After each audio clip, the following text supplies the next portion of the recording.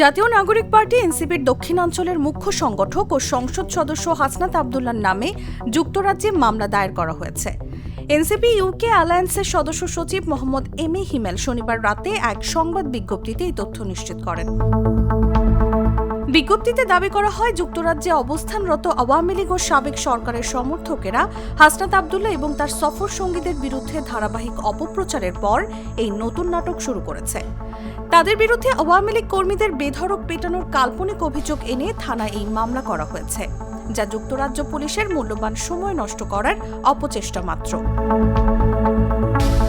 তবে বিজ্ঞপ্তিতে একটি চাঞ্চল্যকর তথ্য দেয়া হয়। নিষিদ্ধ ঘোষিত আওয়ামী লীগের সন্ত্রাসী কর্মকাণ্ড, জননিরাপত্তা এবং যুক্তরাজ্যের আইনশৃঙ্খলা পরিস্থিতির ওপর এর সম্ভাব্য প্রভাব নিয়ে দেশটির একটি বিশেষায়িত সংস্থা ইতোমধ্যেই তদন্ত শুরু করেছে। এনসিপি নেতৃবৃন্দ জানান, অক্সফোর্ড ইউনিয়নে হাসনাত আব্দুল্লাহর ঐতিহাসিক বক্তব্য এবং প্রবাসীদের সঙ্গে সফল মতবিনিময়কে ব্যাহত করতেই এই চক্রান্ত করা হয়েছে। তবে অতীতেও যেমন তারা ব্যর্থ হয়েছে, এবারও তাদের এই অপচেষ্টা চরমভাবে ব্যর্থ হবে। পুরো বিষয়টি নিয়ে এখন যুক্তরাজ্য ও বাংলাদেশের রাজনৈতিক অঙ্গনে ব্যাপক তোলপাড় চলছে। নিউজ ডেস্ক, জাগো নিউজ।